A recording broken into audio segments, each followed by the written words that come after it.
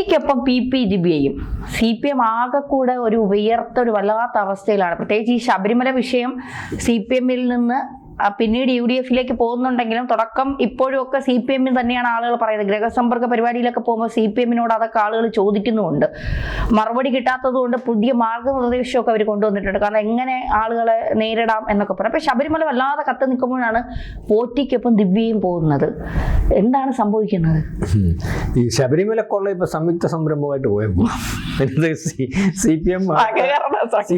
CPM അകത്ത് കോൺഗ്രസ് അകത്തോട്ട് BJP വരുന്നുണ്ട് എന്നുള്ള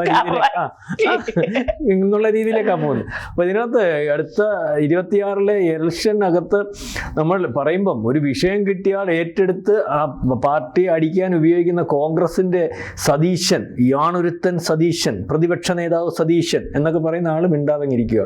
പുള്ളി ഓടി നടന്നാ പറഞ്ഞത്, രണ്ടുപേരെ മുഖ്യമന്ത്രിയുടെ ഓഫീസിൽ നിന്നുണ്ട് അന്നങ്ങനെ പത്രക്കാർ വരുന്നതിനും ആരെ പോവാണ് ആരാ എന്തോന്നും ചോദിക്കണം. ഞാൻ പറഞ്ഞു എന്നാ പറഞ്ഞില്ല എന്നുള്ള രീതിയിലേക്ക്. കാരണം ഇത് പറഞ്ഞാൽ, ഇതിനെപ്പറ്റി ചർച്ച ചെയ്താൽ, കോടതി ആവശ്യപ്പെട്ടതുപോലെ ഇയാൾക്കൊന്ന് ഏറ്റു പറയാൻ സാധിച്ചാൽ 98 തൊട്ടുള്ള കാര്യം അന്വേഷിക്കണമെന്ന് ഇവിടുത്തെ പ്രതിപക്ഷ നേതാവ് റോഡിൽ ഇറങ്ങി മുക്കിന് പറയാൻ തുടങ്ങിയാൽ, ആൾക്കാരെ സംഘടിപ്പിച്ചാൽ, ശബരിമല ഭക്തരെ ഏറ്റെടുപ്പിച്ചാൽ, വരാൻ പോകുന്നത് അകത്താകാൻ പോകുന്നത് പരിശോധിച്ചാൽ അജയ്തറയിലും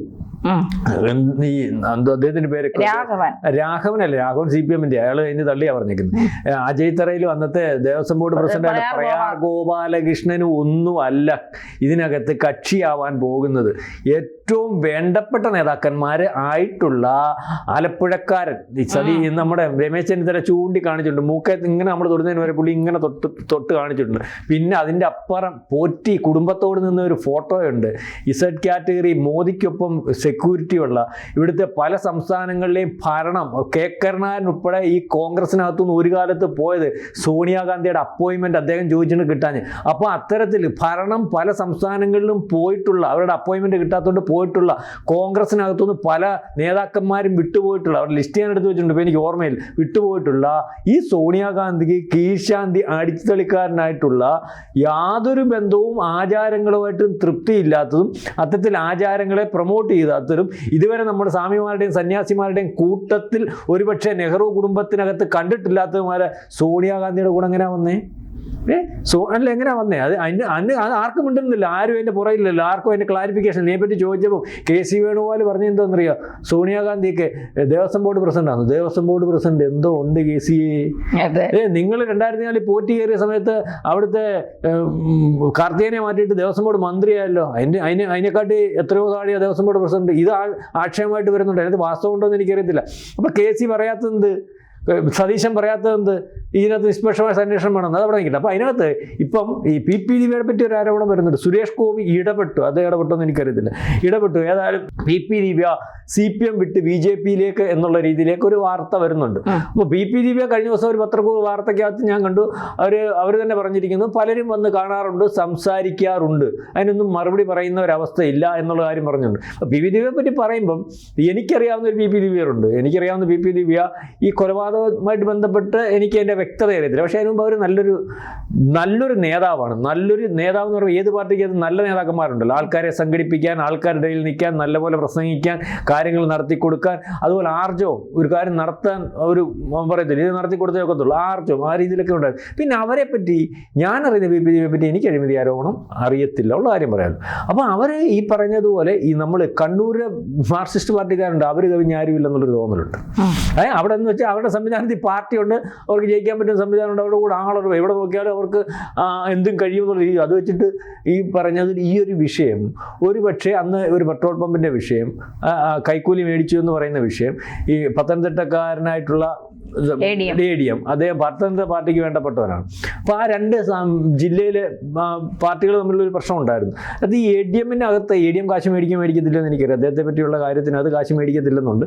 ചില കാര്യത്തിനകത്ത് അദ്ദേഹത്തെ പറ്റി ഫുള്ള് പോസിറ്റീവ് ഒന്നും അല്ല കേട്ടോ. ഞാൻ പറയാം, വ്യക്തിപരമായിട്ട് അറിയുന്ന ചില കാര്യം നടത്തി കൊടുക്കാതിരിക്കുന്നതായിട്ടുണ്ട്. കാരണം പൈസ മേടിക്കത്തില്ല. പക്ഷേ ഈ വിഷയത്തിനകത്ത് ഇവിടുത്തെ ഈ CPM-ന്റെ ഏറ്റവും വേണ്ടപ്പെട്ട ഘടകകക്ഷിയായിട്ടുള്ള CPI നേതാക്കന്മാരെ പറ്റി അലിഗേഷനുണ്ട്. അന്ന് PP ദിവ്യ ഈ വിഷയത്തിനകത്ത് വിളിച്ചു പറഞ്ഞു, അല്ലെങ്കിൽ അതിനകത്ത് എന്താണെന്ന് വെച്ചാൽ അത് കാര്യങ്ങൾ നേരാൻ വണ്ണം അല്ലെങ്കിൽ വെച്ച് നീട്ടാൻ നടത്തി കൊടുക്കണമെന്ന് പറഞ്ഞപ്പോൾ കൊടുക്കാതെ ചില ആൾക്കാർ ഇടപെട്ടപ്പോൾ നടത്തി കൊടുത്തു. അതാണ് പി പി ദിവ്യയെ രോഷം കൊള്ളിച്ചത്. പി പി ദിവ്യ എടുത്തത് നടത്തി കൊടുക്കാൻ പറ്റാവുന്ന ഒരു അവസ്ഥയില്ലെന്ന് പറഞ്ഞപ്പോൾ അവരതിനകത്ത് പിൻവലിഞ്ഞ സംഭവം സി പി ഐ നേതാക്കന്മാർ ഇടപെട്ടപ്പോൾ ചെയ്തു കൊടുത്തു. അതിനകത്ത് ഇദ്ദേഹം മേടിച്ചിട്ടുണ്ടോ ഇല്ലെന്ന് അറിയത്തില്ല, അതിനകത്ത് ഇടപാട് നടന്നിട്ടുണ്ട്. സി പി ഐയുടെ പരിപാടി അങ്ങനെയാണല്ലോ കേൾക്കുന്നത്. സി പി ഐയുടെ പരിപാടി എന്ന് പറഞ്ഞാൽ കാശ് നേരിട്ട് മേടിക്കുകയല്ല, 4 വകുപ്പുണ്ട്, ഗവൺമെൻറ് ഉദ്യോഗസ്ഥന്മാരെ കൊണ്ട് നല്ല വൃത്തിയായിട്ട് കാശ് പിരിപ്പിച്ചാണ് അതിൻ്റെ സംവിധാനങ്ങൾ മുന്നോട്ട് കൊണ്ടുപോകും.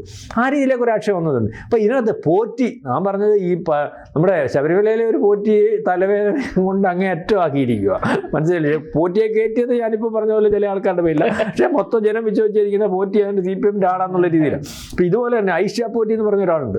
ശരിക്കും പറഞ്ഞാൽ ഇപ്പോൾ കൊട്ടാരക്കര തിരിച്ചു പിടിച്ചു കൊടുത്ത ഒരു പക്ഷേ ഐഷ പോറ്റിയുടെ ഇമേജ് ആയിരിക്കും ആർ ബാലകൃഷ്ണപിള്ളയുടെ കയ്യിൽ നിന്ന്. പക്ഷേ ഐഷ പോറ്റി കൊടുക്കാൻ പറ്റുന്നതെല്ലാം സി പി എം കൊടുത്തായിരുന്നു കേട്ടോ. നമ്മളെല്ലാം പറയണല്ലോ. 5 കൊല്ലം ജില്ലാ പഞ്ചായത്ത് പ്രസിഡന്റ്.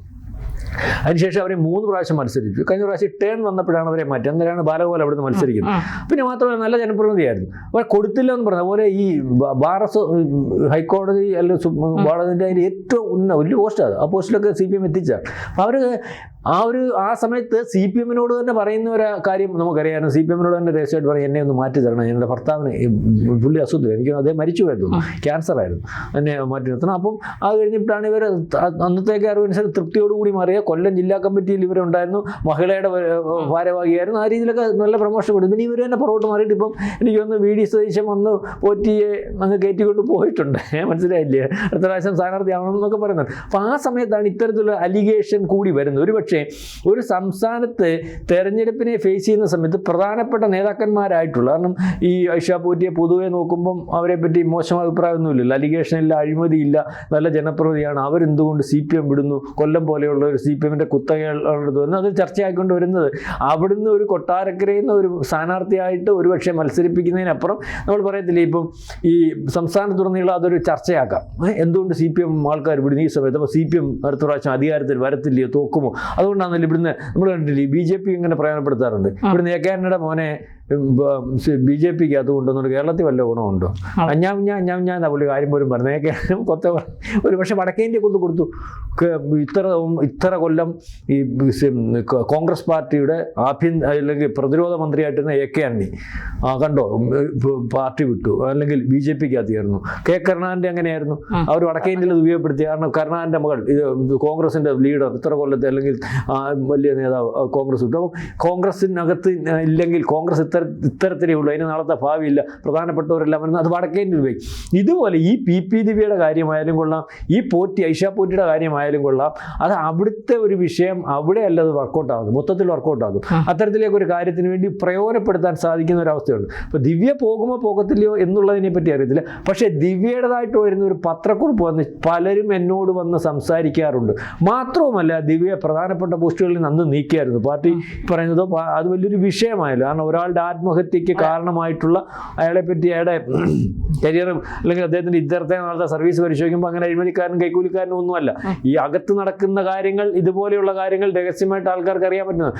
ഒരു രാഷ്ട്രീയ പാർട്ടിയുടെ പ്രധാനപ്പെട്ട നേതാവ് ചർച്ച ചെയ്യാൻ പക്വത കാണിക്കണം. അവരൊരിക്കലും ആ സ്ഥലത്ത് അവിടെ കുഴപ്പമെന്ന് പറഞ്ഞാൽ അവർ മേടിച്ചില്ല അല്ലെങ്കിൽ കുഴപ്പക്കാരിയൊന്നുമില്ല. പാർട്ടിക്കകത്ത് ആ ഒരു സ്ഥലത്ത് ചെന്ന് ഇവർ ഓപ്പണായിട്ടൊന്നും അല്ലത് ഫൈറ്റ് ചെയ്യണ്ട്. കാരണം മനസ്സിലായില്ലേ, വെല്ലുവിളിക്കുന്നത്. അതിനകത്ത് പി ദിവ്യ തെറ്റ് തന്നെയാണ് കാണിച്ചത്. അതുകൊണ്ടാണ് അയാൾ അതുവരെ അഴിമതി കാണിക്കാത്ത ഒരാൾ, അയാൾ മുഖേന അയാൾക്കറിയാം ഒരു അഴിമതി നടന്നിട്ടുണ്ട്. ഇത് വെളിയിൽ വരും, പി ദിവ്യൻ്റെ പുറകെ നിന്ന് മാറത്തില്ല. ഇതോടുകൂടി ഇതുവരെ ഉണ്ടാക്കിയ കരിയർ മൊത്തം നശിക്കും. അതുകൊണ്ട് അത് ആത്മഹത്യ ചെയ്തത്. ഇത് വേറെ കാര്യമൊന്നുമില്ല, മനസ്സിലാവുന്നില്ല. അതാണ് അതിൻ്റെ യഥാർത്ഥ കാരണം. ഈ ദുരഭിമാനം എന്ന് പറയുന്നൊരു സാധനമുണ്ട്. നമ്മൾ ഈ വർക്കൗട്ടായ ചിലപ്പോൾ നമുക്ക് ഇതൊക്കെ തോന്നും.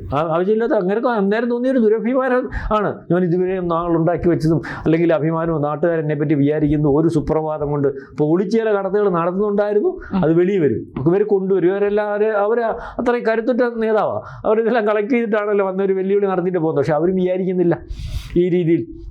അപ്പോൾ അതാണ് അവരുടെ കരിയർ അതോടുകൂടി പോയി. കാരണം അടുത്ത പ്രാവശ്യം 2026 ഈ പറയുന്ന 3ാം പിണറായി സർക്കാർ വരുമെങ്കിൽ ഉറപ്പായിട്ട് MLA മന്ത്രിയാവേണ്ട ആളാണ് ദിവ്യ. തീർന്നു. അപ്പോൾ ഇപ്പം ദിവ്യ ആലോചിക്കുന്നുണ്ടോ ഇല്ലയോ എന്നറിയത്തില്ല. ഏതായാലും അങ്ങനെയാണെങ്കിൽ ഐഷ പോറ്റിയുടെ കൂടെ പി ദിവ്യയും ഒരു പക്ഷേ 2026 തെരഞ്ഞെടുപ്പിനകത്ത് ഉത്തരം പറയേണ്ട ഒരവസ്ഥയിലേക്ക്, അല്ലെങ്കിൽ എന്തുകൊണ്ട് ദിവ്യ പോയി, എന്തുകൊണ്ട് പോറ്റി പോയി എന്നുള്ളതൊക്കെ ആ രീതിയിലേക്കുള്ള ഒരു അവസ്ഥയിലേക്ക് കാര്യങ്ങൾ പോകും എന്നാണ് വിചാരിക്കേണ്ടത്.